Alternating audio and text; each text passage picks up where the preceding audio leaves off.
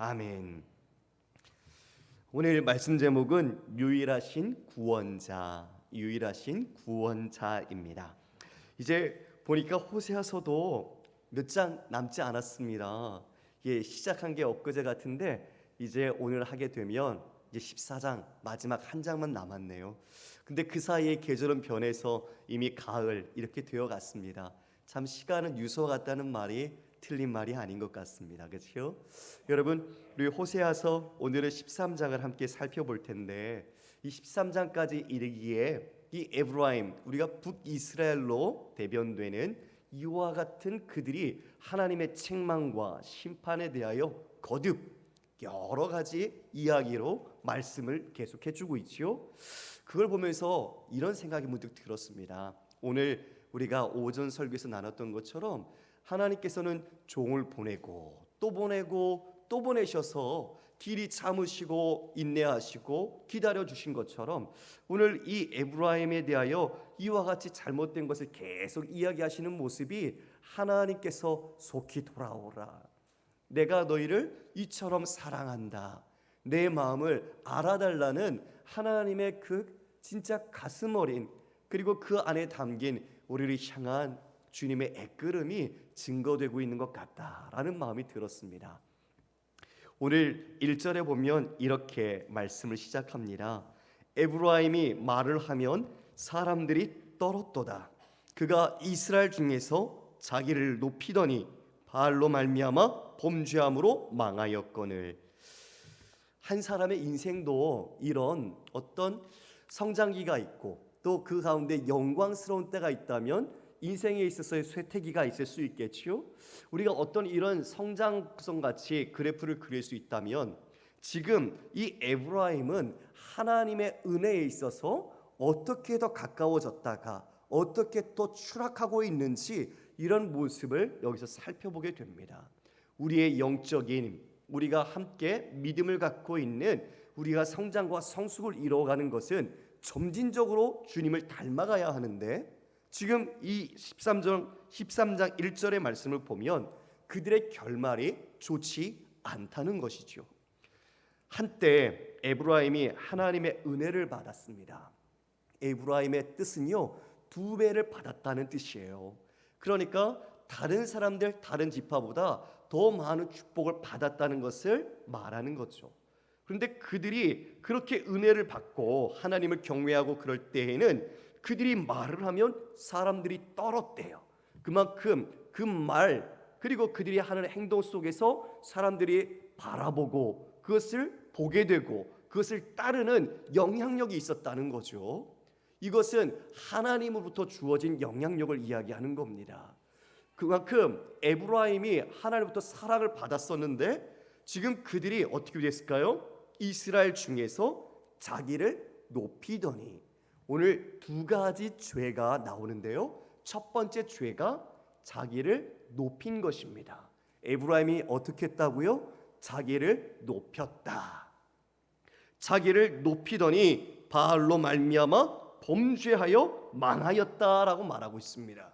자, 여러분, 자기를 높이는 죄, 우리 그리스도인은 우리가 아는 것처럼 우리 십계명에서도 1계명부터 4계명까지는 하나님을 경외할 것을 누차 강조해주고 있죠.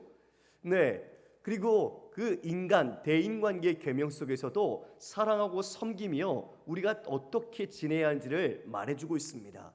근데 그 모든 것을 봐도 십계명 안에 자기를 높이라는 내용은 전혀 없어요.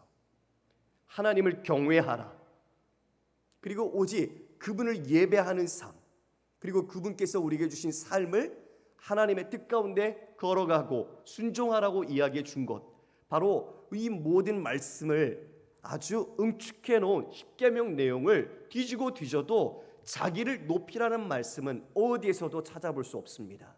그런데 2배의 축복을 받았던 에브라임이 자기가 높아진 겁니다. 무엇을 의미할까요? 하나님의 그 축복, 하나님이 주신 그 은혜들이 자신이 가지고 있는 힘처럼, 자신이 가지고 있는 능력처럼 착각되어 이와 같이 자신이 높아지는 교만의 죄를 나타낸 것입니다. 그에 빠지더니 그들이 어떻게 했다고요? 우상을 섬기기 시작했던 거죠. 성도 여러분, 우상을 섬겼다는 것은 반대로 말하면 어떤 이야기가 담겨 있는가? 하나님을 인정하지 않는다는 겁니다. 분명히 성경은 여러 곳에서 우상 숭배에 대하여 누차 경고해주고 있고, 그로 말미암아 이 선조들이 어떠한 과오와 죄를 받았는지 분명하게 이야기해주고 있습니다. 그런데 그 역사적 교훈을 그들은 자신들에게 다시 깨닫지 못하고 그 과오를 범하고 있는 어리석은 모습을 나타내고 있는 거죠. 여러분, 우상이라는 게 원래 존재하는 겁니까? 아니면 없는 겁니까? 우상은 원래 없는 겁니다. 저를 다 보시겠습니까? 우상은 헛것입니다. 아무것도 존재하지 않는 것에 자신이 어떤 가치를 부여해 주는 거죠. 이 마이크가 있습니다. 이 마이크는 제 목소리를 받아서 여러분에게 전달하도록 만들어진 도구에 불과해요. 그런데 이 마이크를 이렇게 확장해 주는 놀라운 능력이 있네? 이것처럼 자신이 어떤 의미와 가치를 여기에 더 부여해서 내 삶을 풍요롭게 해줄 것처럼 우리가 가치 창출, 의미 창출을 이 안에 담아서 섬기게 되는 것이 바로 우상이라는 거죠. 그래서 우리는 성경에서 많은 나무 조각들, 은 조각들, 돌기둥들, 정말 지금 우리가 생각해도 어처구니가 없는 것들을 신이라 하면서 그들을 섬기는 모습을 우리는 보고 있죠. 그런데 우리나라도 별반 다르지 않았습니다. 샤머니즘, 우리가 얼마나 나무에 또 여러 가지 수호신 아니면 그 조각을 깎아서 만들어서 마을 어귀마다 세워놓고 우리가 얼마나 그렇게 우리 또한 했습니까? 그러면서 정한수를 떠놓고 빌고, 우리 안에서도 이런 어리석은 모습들은 여전히 우리 민족 가운데도 있었다는 것이죠. 지금에 있는 이 현대적 시대와 그 우상의 어떤 비교하는 부분에 있어서는 차이가 있지만, 우리 또한 이 성경에서 말하고 있는 우상 숭배의 심각성에 대해서 우리도 돌아봐야 합니다.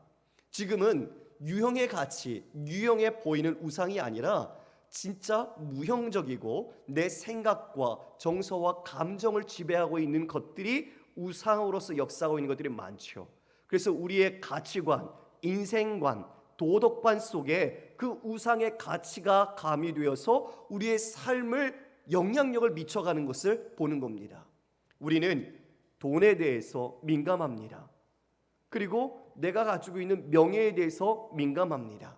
그리고 내가 가지고 있는 권력에 대해서도 민감합니다. 사람들은 이것을 잃어버리지 않고 더 배가시키고 이것을 더 확고하기 위해서 자신의 영역과 성을 쌓지요.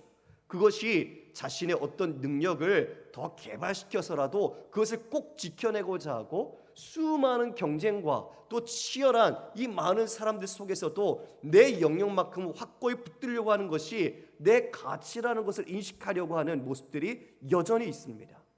교회 안에서도 마찬가지죠. 여기는 내 자리야. 여기는 다른 사람이 앉으면 안 되는 거예요. 그러면 만약 여러분 새 성도가, 새 신자가 왔어요. 그런데 그 자리에 그냥 모르고 앉았다가 여기 내 자리니까 좀 비켜주세요 라고 말을 듣는다면 그분의 마음이 어떻게 할까요? 마음이 기쁠까요? 마음이 좀 어려울까요? 어렵겠죠. 우리의 생각이 이처럼 쉽게 바뀌지 않는다는 겁니다. 우리가 갖고 있는 태어나서부터 지금까지 교육을 받고 또 우리가 학교에서 다니면서 가지고 있던 어떤 그 가치관, 거기에는 인본주의적이고 또 과학을 신봉하거나 또 현대의 기술을 맹신하고 있는 이 모든 생각들이 우리가 하나님이라는 우리의 주인 되신 하나님보다 그것을 더 어쩌면 신뢰하면서 살아가고 있는 삶의 모습들이 발견된다는 것이죠. 성경은 누차 이 탐심에 대하여 경고해주고 있습니다. 탐심은 곧 우상 숭배니라. 여러분, 이것이 얼마나 무서운 말입니까? 얼마나 우리 인간이 욕심이 많으면, 얼마나 우리 인간이 더 무언가를 가지려고 내 것을 더 소유하려고 하는 그 욕구가 많으면 탐심이 우상 숭배라고까지 말하고 있지 않습니까? 탐심 때문에 형제 지간도 깨지고 부모도 버리고 자식도 버리고 이 모든 인륜을 배반하고 끊어내는 이 현대의 모습을 우리는 날마다 보지 않습니까? 참 돈이, 재물이, 권력이, 내 명예가 아니면 내가 갖고 있는 여러 기득권 그런 자리들이 꼭 나인 것처럼 내려놓지 못하고 그것이 하나님보다 더 굳건하게 지켜지고 하나님이 그것을 꼭 보호해 주어야만 되는 그런 도구처럼 여겨진다면 우리도 하나님을 하나님으로서 받들고 섬기지 못하는 것이겠죠. 좀 어려운 얘기 하나를 드리겠습니다. 성도 여러분, 하나님께서 우리에게 믿음을 가르쳐 주실 때 우리가 어린아이처럼 우리가 요구하는 것을 잘 들어주시고 그때는 그 응답도 참 빨리 되는 것 같습니다. 그런데 점차 성장해 가고 성숙해 가면 우리가 어린아이 때 요구했던 그 기도와 그 내용들이 아니라 이제는 좀 더 심오하고 고차원적인 그 믿음과 하나님을 아는 것으로 이끌어 가시죠. 그래서 어쩌면 우리가 기도 응답이 안 되는 것 같기도 하고 하나님이 내게서 멀리 떨어져 있는 것 같기도 하는 그런 마음이 듭니다. 그러나 하나님은 그게 우리에게 말씀하시는 거죠. 기도 속에서 말씀 속에서 우리를 조금씩 올바른 눈금으로 하나님을 향하도록 만들어가는 것입니다.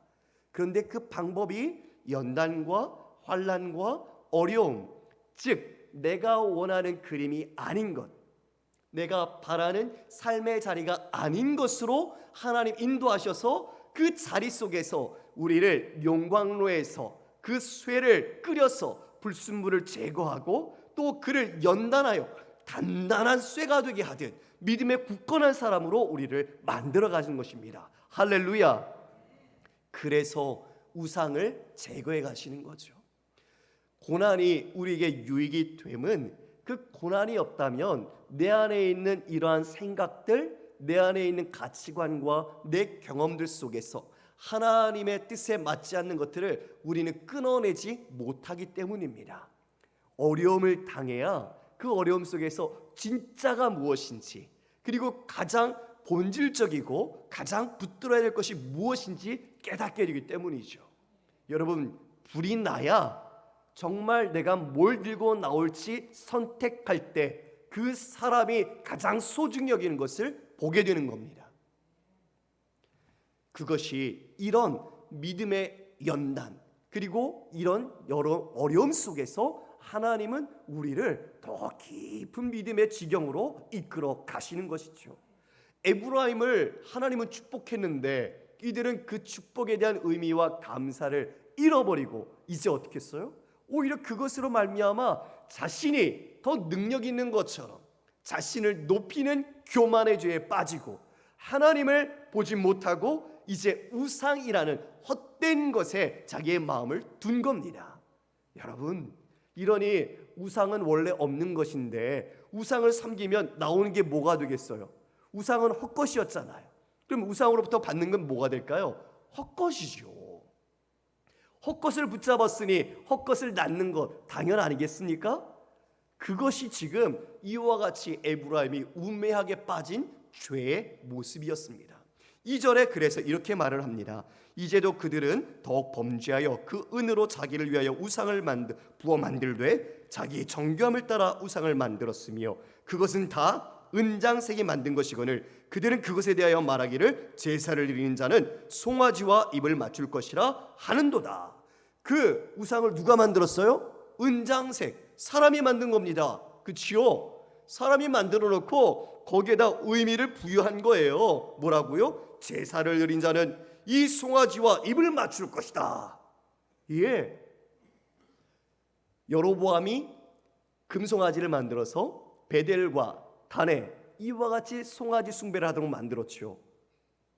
여러분, 그 바알도 이제 우리가 아는 것처럼 그 바알을 수입해 가지고 그것으로 숭배하도록 이 에브라임, 이 이스라엘은 그와 같은 우상 숭배에 빠졌단 말입니다.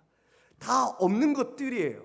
그 없는 것을 내가 붙잡아서 우상처럼 만들어 놓고 그것을 신이라 인정하고 있는 이 시대적 보이지 않는 가치들, 그리고 어쩌면 우리가 믿는다고 말하고 있지만 믿지 못하고 있는 실제적인 모습 속에서는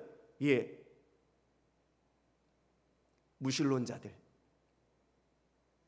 우리가 그런 모습은 없는지 돌아봐야 할 것입니다. 종교적인 서비스와 종교적인 평강 때문에 내가 예배당을 나오는 게 아니라 내 모든 목적이 하나님을 따라 살아가는 것, 하나님 말씀을 정말 순종하는 것, 이것이 내 인생의 목적인지 지금 이와 같은 우상의 모습 속에서 우리는 반면교사로 깨달아야 한다는 것이죠. 이러한 우상을 섬기는 삶의 결과는 어떻게 되느냐? 우리 3절 같이 한번 읽어볼까요? 3절 시작. 이러므로 그들은 아침 구름 같으며 쉬 사라지는 이슬 같으며 타작마당에서 광풍이 날리는 쭉정이 같으며 굴뚝에서 나가는 연기 같으리라. 우상은 헛것인데 헛것을 쫓았으니 뭘 거두는가? 아침 구름, 쉬 사라지는 이슬, 광풍이 날리는 쭉정이, 굴뚝에서 나가는 연기 같다. 잡을 수 없는 것들입니다. 아무런 의미가 없는 것들이고 다 허상이요, 그리고 다 무익한 것뿐들입니다. 결과가 그렇다는 거죠. 그런데 그 결과를 지금은 이들이 이 송아지 숭배뿐만 아니라 이와 같이 바알을 섬기면서 하나님 앞에 악행을 하고 있습니다. 이게 뭐로부터 비롯되었다고요? 자기를 높이는 것. 기억하셔야 합니다. 내가 높아지는지 내 안에서 우리 하나님께서 높아져야 하는지 잘 보셔야 합니다. 자, 4절 하나님이 아주 우리에게 중요한 말씀을 하십니다. 자기 선언을 하시고 계세요. 내가 어떤 사람인지 그들을 향하여 호세아를 통해 말씀해 주십니다. 4절을 함께 읽습니다. 시작. 그러나 애굽 땅에 있을 때부터 나는 내 하나님 여호와라. 나밖에 내가 다른 신을 알지 말 것이라. 나 외에는 구원자가 없느니라. 아멘. 오늘 설교 제목이 유일하신 구원자인데 지금 4절에 말씀한 것처럼 여호와 오직 그분밖에는 우리를 구원할 자가 없다는 것이죠. 여러분 믿으십니까? 이 믿음을 결코 잊지 마시길 바랍니다. 이 믿음이 결코 흔들리지 않기를 바랍니다. 우리 하나님 외에는 우리를 구원하실 자가 없습니다. 왜냐고요? 하나님이 우리를 창조하셨기 때문이죠. 만드신 이가 우리를 구원하실 수 있으시기 때문에 우리의 구원자는 유일하신 하나님 한 분뿐인 줄 믿습니다. 그런데 이들이 이처럼 자신들을 구원해 준 하나님을 잊어버리고 자신을 높이는 죄에 빠져 우상의 헛된 걸음과 그 삶으로 인해 낳는 모든 것들을 허상을 맺게 된 것입니다. 그래서 5절에 이렇게 주님 말씀하십니다. 내가 광야 마른 땅에서 너를 알았거늘. 4절에서는 애굽 땅에 있을 때부터 5절에서는 내가 광야 마른 땅에서 너를 알았다. 출애굽하여 그 애굽에 있을 때부터 하나님이 그들을 인도하셨고 마른 광야 땅을 지낼 동안에도 하나님께서 모든 것을 먹히시고 그 모든 것을 보호하시고 인도하신 것, 바로 알았다라는 것은 단순한 지식이 아니라 그들과 함께 살고 그들과 함께 거하고 그들의 마음이 어떠한지 친히 경험을 통해서 하나님께서 함께 해주셨다는 것을 말씀해 주는 것이죠. 하나님께서 여러분들 지금도 하루하루를 그와 같이 함께 생활하면서 여러분을 알아가고 계십니다. 믿으시기 바랍니다.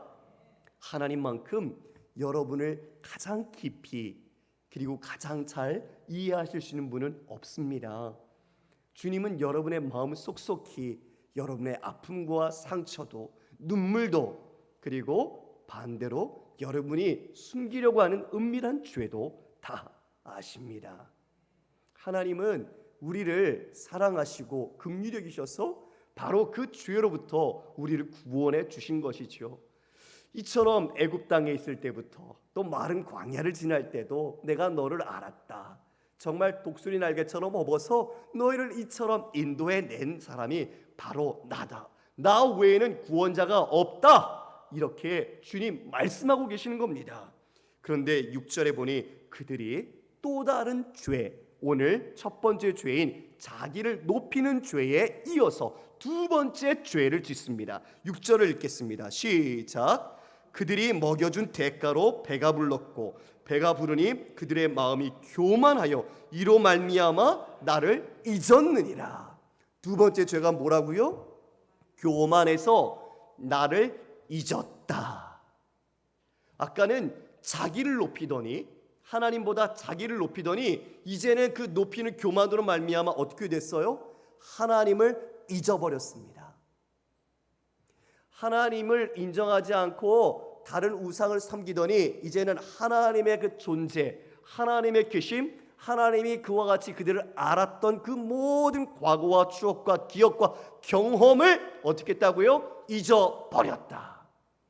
철저한 하나님으로부터 떠난 모습들이 나타나는 것이죠. 여러분, 우리는 이 두 가지 죄가 서로 연관성이 있다는 것을 기억해야 합니다. 처음에는 우리가 죄를 지려고 하고 고의적으로 하는 사람들이 없어요. 우리도 처음에 모르게 은밀하게 가만히 들어온 것들에 우리도 교묘히 속거나 아니면 그와 같은 탐심과 내 안의 정욕 때문에 타협을 하면서 무너지기 시작하는 겁니다. 여러분, 이 견고한 성이 한꺼번에 우르르 무너지는 게 아니죠. 금이 가기 시작하고 그 금으로부터 다 벽돌이 흘러내리고 그 안에 물이 흐르고 그리고 그 안에서 점차 습기가 차고 그러다 보면 어느 순간 무너지는 거예요. 그것처럼 우리가 지켜야 하는 우리의 마음과 영혼과 생명은 우리도 모르게 사탄과 괴계와 이런 미혹들이 우리를 야금야금 들어온다는 거죠. 우리가 그때 정신을 바짝 차리고 하나님의 말씀으로 그것을 대적하지 않으면 우리는 무너지게 되는 겁니다. 성도 여러분, 우리가 예수님께서 성령에 충만하셨을 때 사역을 하기 시작하기 전에 어떻게 되셨습니까? 광야로 이끌림 받고 그곳에서 시험을 당하셨습니다. 근데 그 시험을 당할 때 세 가지 시험을 당하시죠.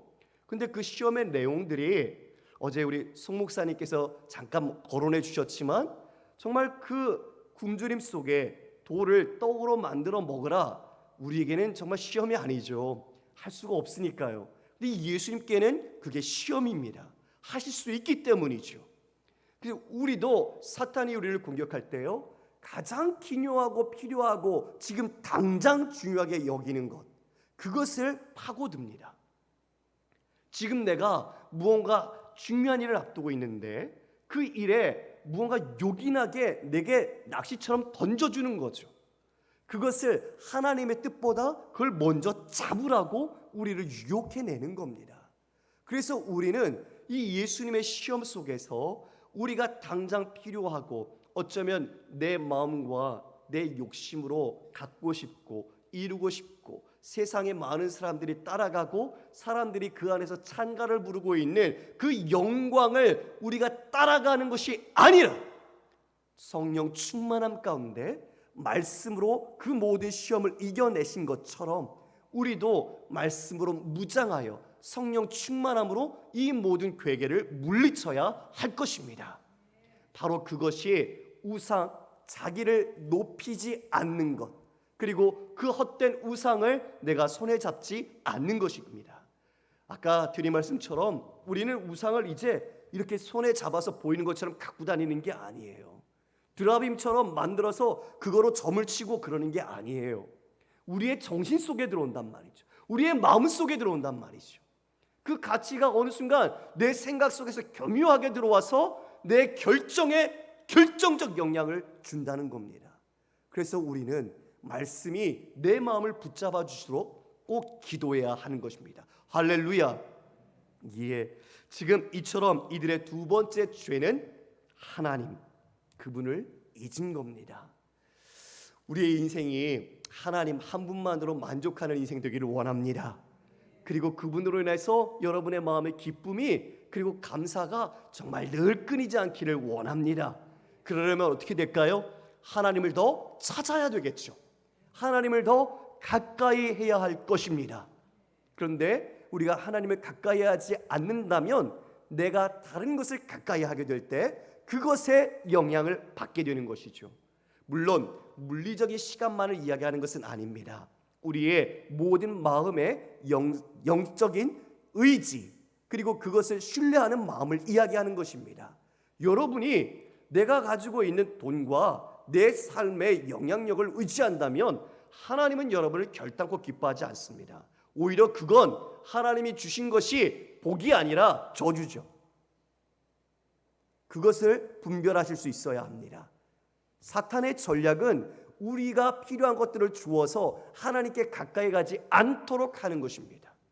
그러므로 우리는 내가 원하는 것을 얻고 그것이 응답이라고 생각되는 것보다는 주시고 응답하신 것이 하나님의 뜻에 부합한 것인가라는 분별력을 가지고 있어야 합니다. 이것이 중요한 그리스도인의 양식입니다.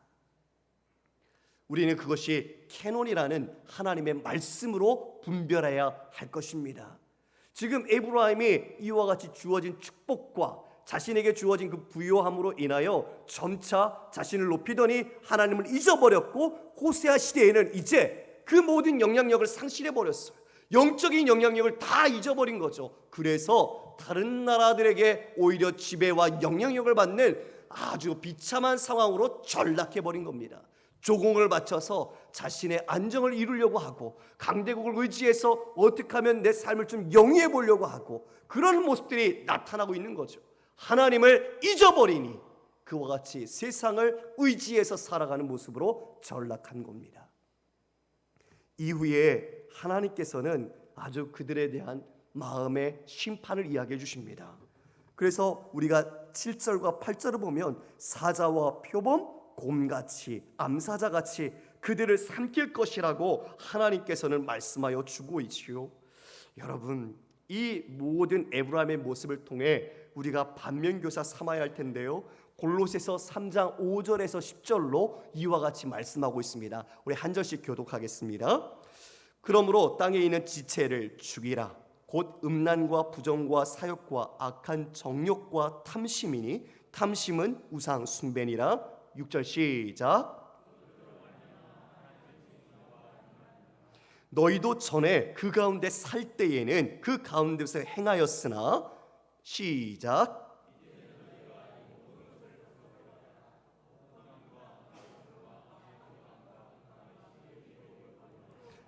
너희가 서로 거짓말을 하지 말라. 옛사람과 그 행위를 벗어버리고 10절 같이 읽겠습니다. 새 사람을 입었으니 이는 자기를 창조하신 이의 형상을 따라 지식에까지 새롭게 하심을 입은 자니라. 아멘. 5절 말씀을 보면요, 정말 우리가 피해야 할 것들, 이 땅에 있는 지체라고 상징되는 내용들을 거론해주고 있습니다. 음란, 부정, 사욕, 악한 정욕, 탐심. 그 탐심은 곧 우상 숭배다. 이 모든 것들이 우리가 하늘 백성으로서 살아야 할 가치가 아니라 이 땅 정욕과 욕심과 그리고 자신을 숭배하고자 하는 이 땅의 가치에 나타나고 있는 지체의 모습이라는 거죠. 음란함, 하나님 앞에 정결하지 않고 성결하지 않은 나뉘어지고 거짓되고 심히 부패한 마음입니다. 부정, 하나님 앞에 정결하지 못한 자신의 불의함, 그 죄악의 모든 결과의 모습들, 부정함으로 나타나지요. 우리의 개인적인 욕심, 우리가 갖고 있는 욕망의 투영들, 그것이 악한 정욕으로서 이와 같이 우리의 모든 마음을 주장하여 곧 우상 숭배까지 이르게 합니다. 에덴 동산에서 아담과 하와가 첫 번째로 범죄했던 그 모든 것이 하나님과 같이 되고자 한 것이었습니다. 그들도 사단의 그 뱀의 간교한 혀의 말에 속임에 넘어가서 그와 같이 선악과를 범하는 죄를 지었죠. 그 모든 것이 바로 우리에게는 사탕발림처럼 아주 교묘하게 들리는 것입니다. 그래서 우리는 그것을 말씀으로 정확하게 인식하고 분별하지 않으면 우리는 마치 그것이 하나님의 뜻인 것처럼 착각하여 하나님의 뜻을 저버리는 범죄함으로 나간다는 것입니다. 그러니 여러분, 말씀을 우리가 날마다 읽고 그 말씀을 우리의 마음속에 새기고 그 말씀을 준행해야 되지 않을까요? 우리의 성도의 모든 삶이 바로 그 말씀으로부터 비롯되고 말씀 속에서 우리가 모든 결과를 판단할 수 있다는 것을 꼭 기억하시기 바랍니다. 이처럼 우상 숭배가 가져온 비극의 역사를 우리는 성경에서 여러 군데서 확인하게 됩니다. 역사 속에서 많은 인간들이 우상 숭배의 패망의 길을 걸어왔습니다. 그만큼 미혹의 역사 또한 강하다는 것을 우리는 반드시 기억해야 할 것입니다. 성령 충만하지 않으면, 우리가 말씀으로 무장하지 않으면 이처럼 사단이 우리의 마음을 비집고 들어오고 우리의 삶에서 하나님을 잊어버리고 내 자신을 높이도록 만들어 가는 것이죠. 그래서 선자는 조심해야 합니다. 넘어질까 조심하라. 교만은 패망의 선봉이라 말씀하신 것처럼 우리의 삶 속에 하나님과 나라는 두 연관성 속에 하나님이 나의 주인이시고 내가 종이라는 것을 분명히 따라가야 하는 것이죠. 그러나 이들은 그 자리를 잊어버렸습니다. 하나님을 잊어버리고 자기를 그 자리에 놓으며 자기를 높인 것이죠. 참 안타깝습니다. 그들이 하나님께서 이와 같이 애굽 땅에서부터 그 모든 축복과 은혜를 주셨는데 이들은 우상을 섬겼던 겁니다. 결국 자신들이 믿었던 우상에 자신들이 도끼로 발을 찍듯 그 아픔을 당하게 되었어요. 성도 여러분, 우리도 신앙인으로서 이처럼 예배드리고 또 우리가 특별히 주일 이외에 보통의 날에는 우리가 새벽 예배를 나오기도 하고 하나님 앞에 개인의 경건의 시간을 따로 가집니다. 그 모든 시간 속에서 하나님과의 정말 깊은 만남이 우리에게 있는지, 그리고 그분의 마음을 내 마음속에 새기고 그리고 그 마음을 내가 알고 그 마음과 말씀으로 내 삶과 일상을 시작하고 맺고 있는지 우리가 꼭 돌아봅시다. 왜냐하면 이 시대는 너무 분주합니다. 우리를 바쁘게 만듭니다. 그래서 하나님 생각보다는 그 일과 내가 해야 될 그 어떠한 다른 사건에 몰두하게 만드는 거죠. 그래서 그 과정이 하나님이 기뻐하지 않는 과정이라도 그 일을 끝내도록 우리를 자꾸 몰아가는 그 구조를 우리는 봅니다. 그래서 우리는 깨어 있어야 합니다. 그 말씀으로 분별하지 않으면 우리는 한순간에 일을 처리한다, 빨리 이 일을 마무리해야 한다, 급한 불을 꺼야 한다는 그 명분 때문에 하나님 기뻐하지 않는 길을 가게 되는 것입니다. 11절에 하나님께서 이렇게 말씀합니다. 9절과 10절에는 이제 왕에 대한 이야기를 하는데요. 그들이 하나님 대신에 인간의 왕을 주었지만 그것을 요구했지요. 그래서 하나님께서 그를 주었지만 그 왕은 무능력하고 그들을 구원할 수 없다는 것을 이야기해 줍니다. 그래서 10절 하반절에 보면 너를 구원할 자 곧 내 왕이 이제 어디 있느냐, 내 재판장들이 어디 있느냐라고 말하고 있습니다. 진정한 유일한 구원자는 누구라고요? 하나님 한 분뿐이라는 것을 말씀해 주고 있는 것입니다. 그러므로 그와 같이 너희들이 인간의 왕을 요구하고 나를 잊어버리고 그와 같이 우상을 섬긴 너희들에 대하여 내가 분노하노니 에브라임의 불의가 봉함되었고 그 죄가 저장되었다. 여러분, 12절에 불의가 봉함되었답니다. 하나님께서 봉하시면 그걸 열 자가 없는 줄 믿습니다. 예, 이제 하나님이 그들을 심판하기로 그 모든 것을 다시 변개치 않기로 하나님을 확정하셨다는 겁니다. 봉인하셨습니다. 그들의 죄를 보시고 그 죄를 저장했다라고 말합니다. 그래서 13절에 보니까 그는 지혜 없는 자식이다. 해산할 때가 되어도 그가 나오지 못하느니라. 이에 하나님을 떠나니 여호와를 경외하는 것이 지식의 근본이고 지혜의 근본인데 하나님을 떠나니 그들은 지혜가 없는 자가 되어서 스스로 회개하지도 못하고 하나님께 나오지도 못하는 해산할 능력이 없는 자가 되었다 말씀하고 있습니다. 하나님께서 오히려 그들을 어떻게 하시나요? 14절에 보면 하반절에 14절에는 이렇게 말씀하고 있습니다. 14절이 우리가 그냥 보면 이 말씀을 잘 이해하기가 어려운 부분이 좀 있는데요, 이처럼 말씀하는 부분입니다. 14절에 내가 그들을 스올의 권세로부터 속량해야 하겠는가? 내가 그들을 사망으로부터 구속해야 하겠는가? 이런 의문을 지금 하나님께서 던지고 계시는 거예요. 아까 그들의 죄를 저장하시고 그 모든 것을 봉인하셨다고 그러셨죠. 그래서 이제 나는 너희들을 수올로부터 내가 속량하지 않겠다, 사망으로부터 너희들을 구속해내지 않겠다는 것을 지금 14절에 말씀하는 겁니다. 그러면서 14절 하반절에 수월아 내 멸망이 어디 있느냐? 뉘우침이 내 눈앞에서 숨으리라. 그 뉘우침, 그 돌이킴이 주님 하나님의 눈 앞에서 숨으리라, 찾을 수 없게 만든다는 뜻이죠. 즉 그들의 불의와 그들의 죄를 봉인하고 저장하시는데 하나님께서도 하나님의 긍휼을 봉인해 버리시는 겁니다. 자비를 그들에게 베풀지 않겠다는 것이죠. 이제 그들의 운명은 결정되었습니다. 이제 그들에게는 하나님의 무서운 심판만이 남아있게 된 것입니다. 15절에 동풍이 온다. 그래서 그것은 여호와의 바람인데 너희의 그 근원, 그 샘, 그리고 너희의 그 모든 보배가 다 약탈되고 말라버릴 것이다.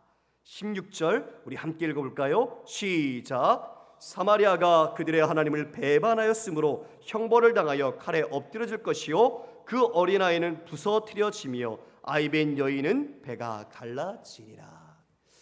참으로 말하기에도 너무나 무서운 그런 심판이 너희들에게 닥칠 것이다, 하나님 말씀하십니다. 이들이 이제 아수르를 통해서 그들에게는 이러한 아픔과 큰 상처와 큰 정말 고통을 당하게 됩니다.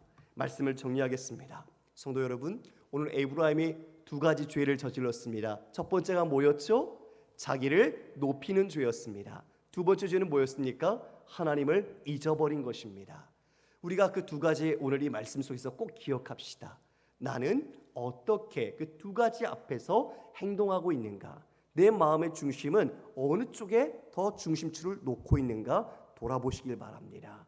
하나님을 높이고 하나님을 더 기억하고 하나님의 은혜와 그 주님의 품 안에 더 거하도록 우리의 삶과 내 발걸음을 온전히 주께로 향하고 있는지 우리가 오늘 돌아보면서 반면교사 삼아서 이 에브라임, 이들이 하나님의 은혜를 받았음에도 그 은혜를 망각하고 우상을 붙잡고 섬겼던 것처럼 내 삶에, 내 가치관 속에, 내 마음과 생각 속에 있는 그 우상의 찌꺼기들, 하나님이 기뻐하지 않는 그 모든 불순물들을 다 불태우고 우리가 성령으로 하나님의 말씀으로 무장해서 하나님을 기쁘시게 하는, 그리고 주님의 사랑 안에 거하시는 우리 귀한 성도님 되시기를 주님의 이름으로 축원합니다. 아멘.